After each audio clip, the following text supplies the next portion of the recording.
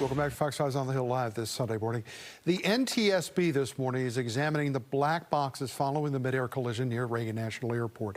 The recovery of those 67 victims from the Potomac is ongoing, and since the accident between the plane and the Black Hawk helicopter, the Federal Aviation Administration has shut down all helicopter traffic near DCA.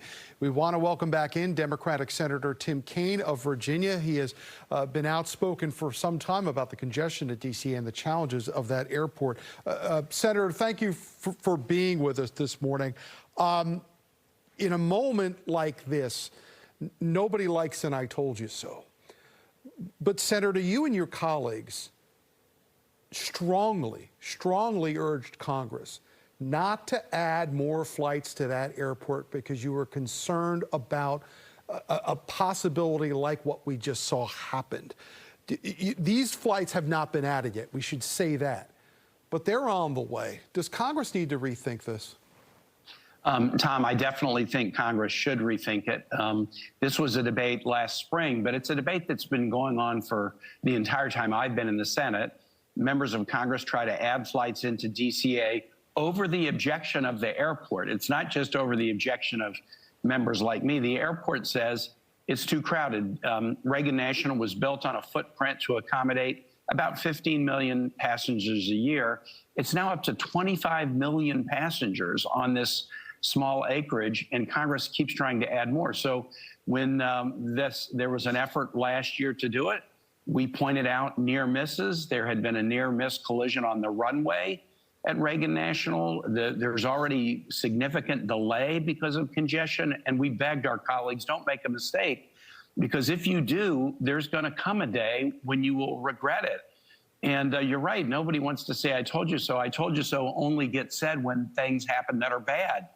And so this is a time to really reassess the operations at Reagan National. We have 3 airports in the metro area. It's a popular place to come visit, obviously, but we can spread the traffic out in a way that will improve safety. And it is time, I think, for Congress to contemplate that, and also steps that are being taken by the military and the Secretary of Transportation to reduce other traffic. The military helo traffic, other traffic in the area is also going to be helpful. Can I read your own words back to you for a second here, Senator? Because you said this in May. I'd rather you didn't, because I have not had the guts to go back and watch what I said back then.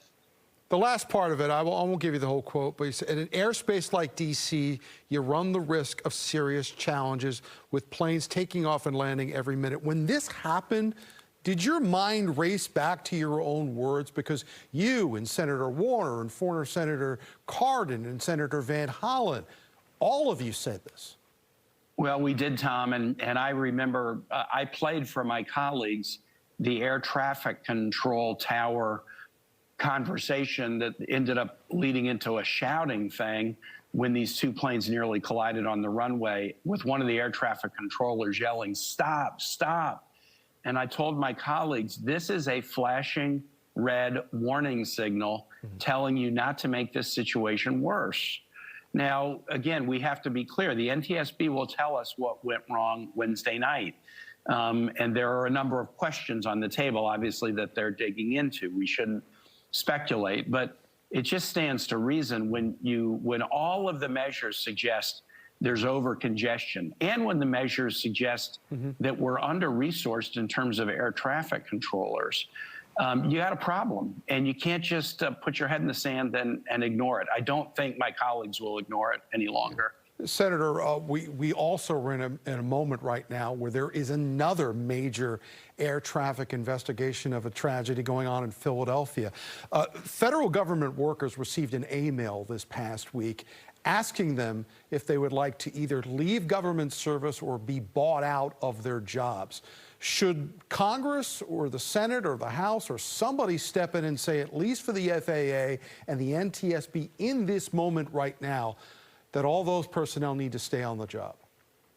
Absolutely, Tom. When I heard about that letter proposing the buyout, I warned federal employees bluntly, don't take this. It's a trick. I don't think President Trump has the ability to offer this buyout. And if you hit send on a resignation letter they're going to know who doesn't want to work for the administration, and it will not go well for you. But particularly with respect to air traffic controllers, the last thing we need, because we're short, the last thing we need is people leaving. That was one of the reasons we did an FAA reauthorization bill last spring, was to increase the number of air traffic controllers. And the absence of them causes both safety challenges, but also delay issues. We do not need air traffic controllers leaving right now. You know, one thing we heard from the NTSB over the past couple of days that there will be a preliminary report in 30 days. But Todd Inman, a member of that board, said what he really needs and what board members want is for their recommendations to be implemented. How much pressure will be brought to bear to make sure what the NTSB finds is not only recorded but put into action? Tom, we will do everything we can to put it into action immediately. I suspect some of the recommendations may be nearly system-wide, probably with respect to hiring of air traffic controllers. Others will be very focused on this airspace around DC, which, as you know, it's congested, but it's also complicated because there's a lot of security restrictions in particular areas.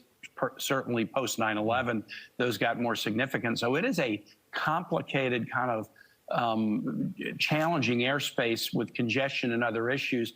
I do believe the NTSB recommendations will deal directly with some of these local issues, and we're going to count on our colleagues. Let's do the right thing and put any restrictions in place. Some will need Congress, some can be done by the administration. Virginia Senator Tim Kaine joining us live this morning. Senator, we thank you for your time. Thanks, Tom.